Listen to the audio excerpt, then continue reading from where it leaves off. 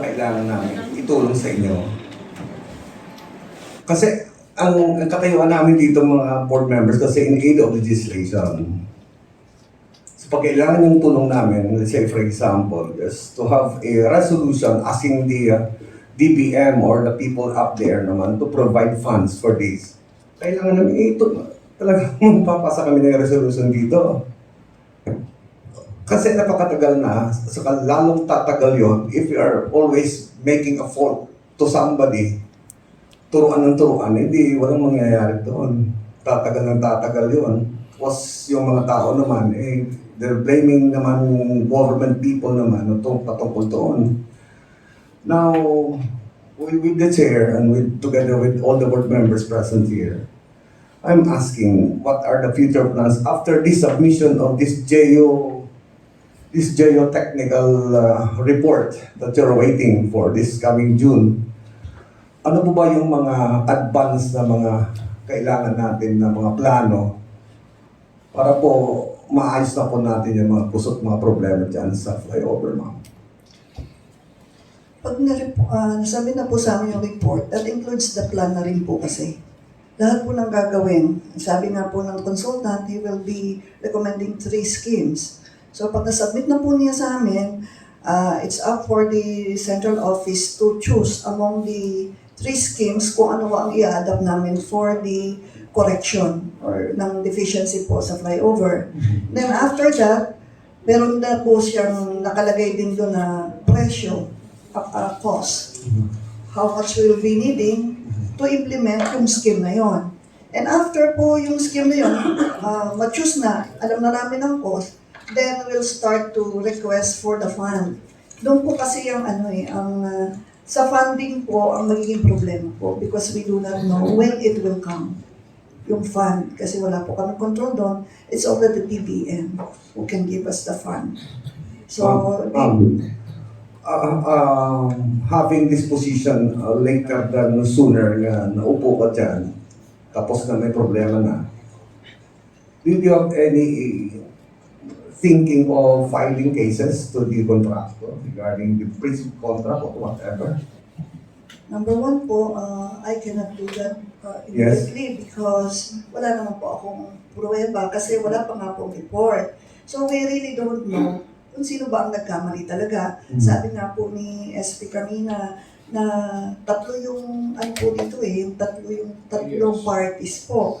So mahirap naman po kasi wala naman akong basis. And one thing more po about, dahil tatlong parties nga po sila, medyo sa taas na po kasi yon. Kasi yung mga tao naman pong involved, even sa DPWH, mga presidential appointee po sila ng secretary. So, yung co-equal po, hindi ko po pwedeng question na rin. Ang sa akin lang po, gagawin ko yung makakaya ko para mag-focus muna ako on how to address yung pong problema.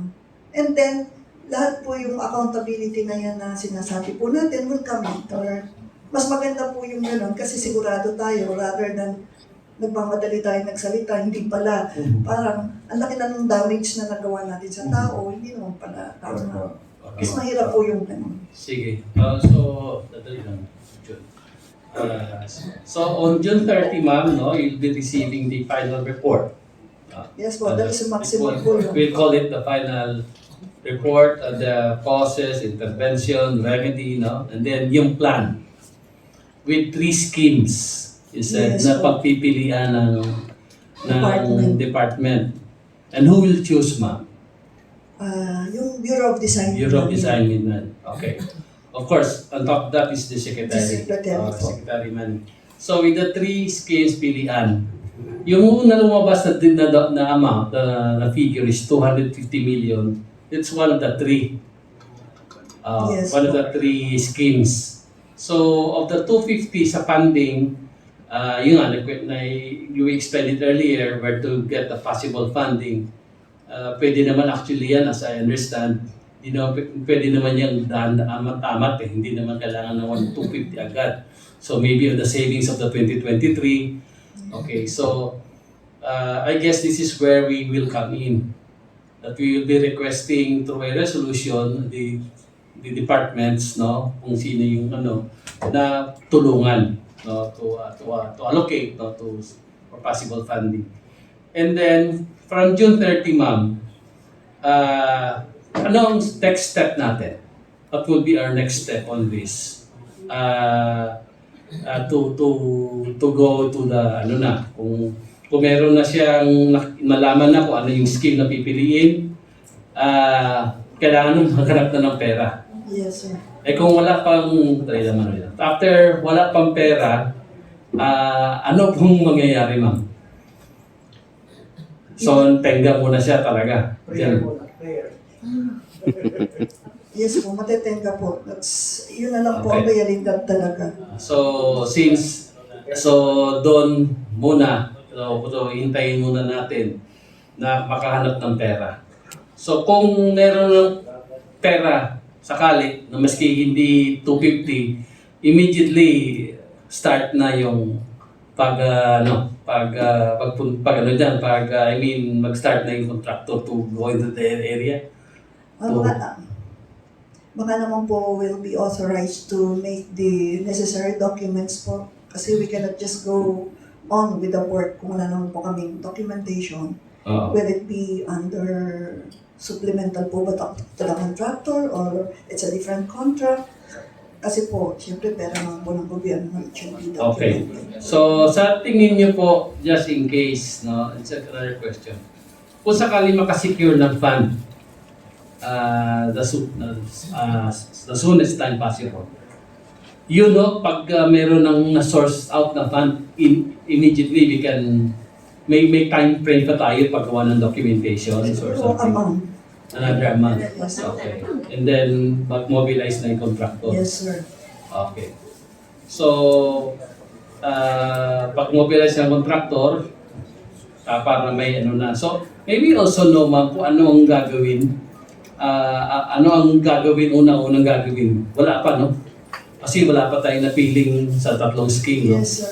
Natatanggalin ba yung girder? Isang ba ilalagay yan?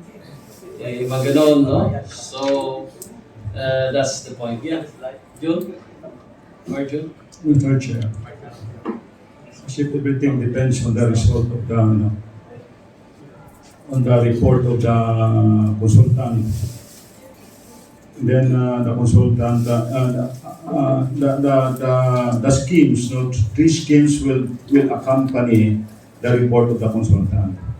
So you will choose one among the three options. Then it will be possibly funded on 2024, the Pardes. It will be on 2024, the Pardes. Then it will be implemented with the contractor more or less 1 year. So it will be completed probably early of 2025 or mid of 2025. Most likely like that. So, yan ang magiging parang timeline natin. That will happen. Simple. Now, with respect to accountability, as I've said earlier, there are 3 players involved here. The DPWH, the structural designer, who happened to be the one who conducted also the geotechnical investigation, and the contractor. 1 or 2 players may be accountable. 1 or 2 players may be accountable. In this case, no? We do not know because, as you said, Director, we do not have documents. Probably we can guess, no, who may be accountable, with respect to this problem. Now, the role of the structural designer is to prepare a plan based on the structural analysis. Am I right? And the role of the contractor is to implement the plan based on the drawings and specification. And the role of the DPWH is to see to it that the contractor will properly implement the plan, the project based on the drawings and specification. Those are the rules of the 3 players. 1 or 2 may be accountable. So, Mr. Senator. Sir. Yes. Yes, sir. Board- Tama po yung sinasabi po ni Honorable Chairman Bihar. Pero while listening po to Engineer Hernandez, kasi tiga rito po siya sa Iloilo, baka naman po kasi something happened there, down there sa ilalim. So, baka po it's something natural naman yung nangyari. So ako po, hindi rin ako, that's why ayoko din mag-conclude